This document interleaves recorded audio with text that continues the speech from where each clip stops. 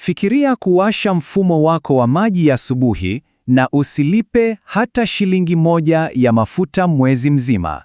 Huu ndio uhuru wa nishati halisi.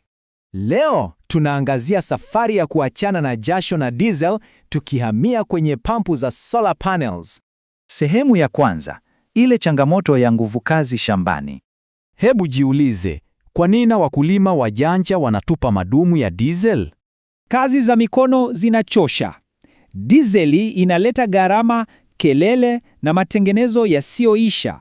Inakupa pressure tu. Sehemu ya pili, tuingie kwenye mitambo mashambani.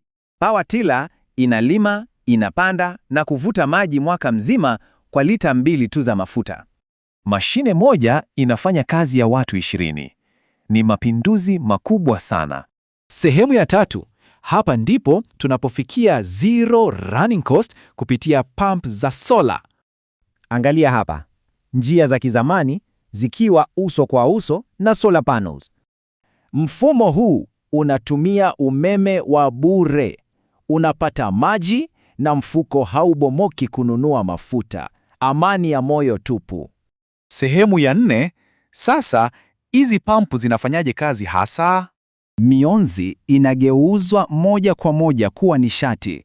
Huu ni the silent worker anayefanya kazi kimya kimya. Solar panels zinakamata miale. Siri ni kuwa na control box bora inayolinda pampu yako. Pia inverter inafanya kazi yake kwa ufanisi mkubwa. Solar panels ni 80% ya gharama ya awali, lakini unanunua uhakika wa shamba kuwa kijani, hata jua likiwa kali vipi. Sehemu ya 5, tuangalie uchumi wa sola. Diesel itakufilisi, lakini pampu ya sola inajilipa yenyewe ndani ya miaka michache. Ni zero running cost.